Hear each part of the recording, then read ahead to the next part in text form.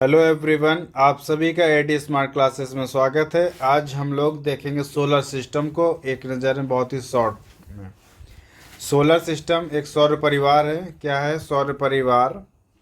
और इसके बारे में, इसके ग्रह और उपग्रह के बारे में थोड़ी सी जानकारी हम लोग देखेंगे।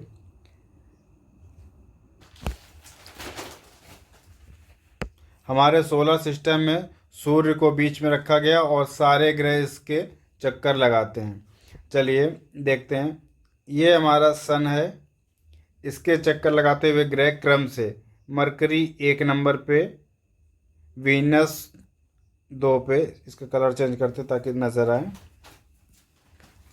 वीनस 2 पर, अर्थ 3, मार्स 4, जुपिटर 5, सैटर्न 6, यूरेनस 7 और नेपच्यून 8। इनको याद करने की एक ट्रिक हम बताएंगे बहुत अच्छी सी। पहले तो इसको देखते हैं। My very efficient mother just served us nuts. My में एम पहला लेटर सबका हाईलाइट कर रखा है मैंने उनके हिसाब से। My mercury, mercury means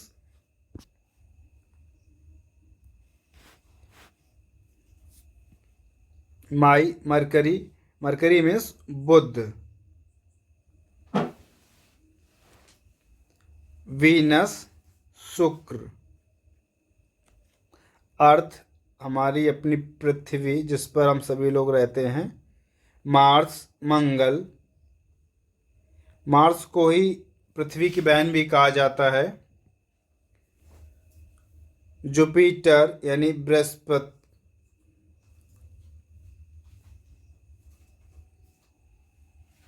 Brihaspati ग्रह। सैटर्न शनि। यूरेनस अरुण। और अंत में नेपच्यून मीन्स वरुण।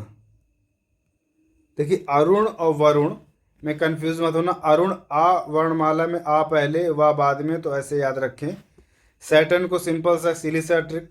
सैटर्न हमारे वीक में शनिवार 6वां दिन है, वैसे हम सैटर्न को 6वां ग्रह दे। आप काउंट कर लीजिए 1 2 3 4 5 6 7 8। देखिए सैटर्न जो आपका 6 नंबर पे आया। इसके बाद इनको क्रम से याद करने के लिए और बहुत ही अच्छी सी ट्रिक है जिसे मैंने अभी बनाई और आपके सामने बताने जा रहा हूँ। ये लिखा हुआ है सन। अब सन से 4 नंबर पर ये जो बेल्ट है आपकी, इससे क्षुद्र ग्रह की बेल्ट है। कैसी? क्षुद्र ग्रह की। इसके बाद वाले जो ग्रह हैं सूर्य से बाहर की तरफ, ये सभी हल्के ग्रह हैं। कैसे हैं? हल्के, गैसीय और द्रवीय। इस बेल्ट को क्षुद्र ग्रह की बेल्ट कहते हैं। इससे सूर्य से बाहर की तरफ वाले ग्रह 4 ग्रह हैं। कितने? 4 ग्रह हैं। और ये गैसीय और द्रवीय हैं, गैसियस एंड लिक्विड्स। इनका घनत्व भी कम है और साइज में बड़े भी हैं। अब इनको क्रम वाइज कैसे याद रखेंगे? मेरा, कैसे? मेरा ईवीएम, ईवीएम। क्रम लिखने का बाहर से अंदर की तरफ। क्रम लिखने कैसा? बाहर से अंदर की तरफ।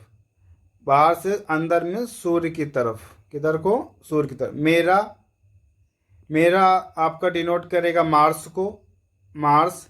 ई अर्थ, अपनी अर्थ पृथ्वी जिस पर रहते हैं। वी वीनस, वीनस में शुक्र। और एम लास्ट में, एम क्या है? मरकरी, बुध। मेरा ईवीएम। इसके बाद अब चलते हैं इस बेल्ट से बाहर की तरफ जो 4 ग्रह हैं द्रवीय और गैसी। J son. J means, J is stand for junior, for your remember, junior son, junior son. देखिए आपका इधर एक सन है, ये हमारा मेन सन है बड़ा, जिससे के इर्द गिर्द सारे ग्रह घूम रहे हैं। इसी से हम याद कर लेंगे junior sun. J Jupiter, J Jupiter. S Saturn, S Saturn. U Uranus and N Neptune. अच्छा एक और ग्रह 2006 अगस्त, सन 2006 अगस्त से पहले एक और हमारे सौरमंडल का परिवार का ग्रह हुआ करता, नाम था प्लूटो, नाम था प्लूटो। इसको IAU इंटरनेशनल एस्ट्रोनॉमिकल यूनियन ने इसको ग्रह के दर्जे से बाहर कर दिया, ग्रह के दर्जे से बाहर कर दिया। अब एक नज़र इन पे थोड़ा सा डालते हैं। पृथ्वी से चलते हैं। पृथ्वी के मून कितने हैं? पृथ्वी के मून, चंद्रमा कितने हैं? पृथ्वी के मून एक, मंगल के पास 2 चंद्रमा है, मंगल के पास 2 चंद्रमा, Jupiter 53, Saturn 53, Uranus 27 and Neptune 13। ये सारा डेटा NCERT बुक का है, तो हो सकता है किसी और बुक में कुछ और डेटा, उससे कंफ्यूज मत होना। NCERT का ही डेटा एग्जाम में माना जाता है। अब इनकी दूरी को याद करने का बहुत ही अच्छा सा तरीका बताता, सूर्य से किसकी दूरी किस में। ये दूरी हम लेंगे मिलियन किलोमीटर में। किस में? मिलियन किलोमीटर में। अब इस दूरी के बारे में जानते हैं। देखिए, बुध जो है सूर्य से 58 मिलियन किलोमीटर, 58। अब वीनस की बात करते हैं। पहला शुरुआत ही 5 से 58, 5 इसका डबल कर दो, 5 का 10, उसके बाद 8 फिर लिख दो क्योंकि 8 पहले था। अब जब 5 का क्रम 5 के अंतर में आगे बढ़ रहा है तो इससे स्वाभाविक ही 15 हो जाएगा। अब ये 15 तो पृथ्वी 0, 150 मिलियन किलोमीटर। इसके बाद अब बढ़ते हैं, फिर 5 का अंतर आएगा, 15 से ही 20 हो जाएगा, 15 से 20 का हम 2 लिख लेंगे।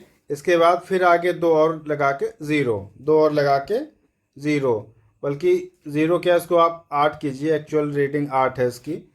तो मिलियन किलोमीटर। मंगल की सूर्य से दूरी क्या है? 228 मिलियन किलोमीटर। अब आते हैं, देखिए 5-5 का अंतर चल रहा था, अब 15 तक तो 5-5 करके हम आगे बढ़े। अब यहाँ फिर 5 बढ़े पर 22 हुआ। इसी पैटर्न पर आगे चलते हैं। इस 22 में 5 जोड़ देंगे, 22 में 5 जोड़ेंगे तो यानी कि 2 में 5 जोड़ेंगे तो 7 आएगा, 7 और ये 8 एज इट इज़ ऐसे ही। तो जुपिटर की जो दूरी सूर्य से है 778 मिलियन किलोमीटर, 778 मिलियन किलोमीटर। अब बात करते हैं सैटर्न की। 7 को डबल करिए, 7 को डबल करिए, जैसे ऊपर 2 लिखा, इसको लेकर ध्यान रखिएगा, इसको डबल करना है, अब डबल करना, ये हो जाएगा 14। और जैसे डबल किया किसमें? 2 इंटू 7 था 14 है, आप ऐसे भी याद कर सकते हैं। यानी 1427 मिलियन किलोमीटर आपका शनि ग्रह जो है सूर्य से दूरी पर है। अब लास्ट 2 बच्चे, इनमें आते, इसको फिर डबल कर रहे हैं आप 14 को, ये हो जाएगा 28 और ये है 69। अब इसके बाद आते हैं आखिरी ग्रह वरुण, नेपच्यून, इसकी दूरी। अब देखिए यहाँ से जब हमने लिया पृथ्वी के से, मार्स चौथा ग्रह था, चौथा 22 था, यानी अब 8वां ग्रह 22 का डबल, ये 44, और इसका 69 को पलट के लिख दीजिए 96 मिलियन किलोमीटर। इस तरीके से हम इनको याद रखेंगे। अब आते हैं, एक बार और अच्छे से एक बार देख ले इसकी शॉर्ट ट्रिक को कि इनको हम याद कैसे रखें, कौन किस क्रम में है। मेरा EVM कैसे? मेरा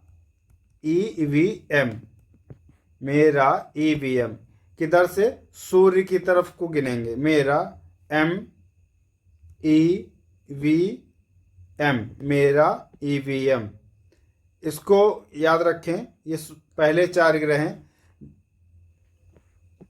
इसके बाद अब आते हैं आखिरी के 4 ग्रह की तरफ। वो क्या था? जूनियर सन,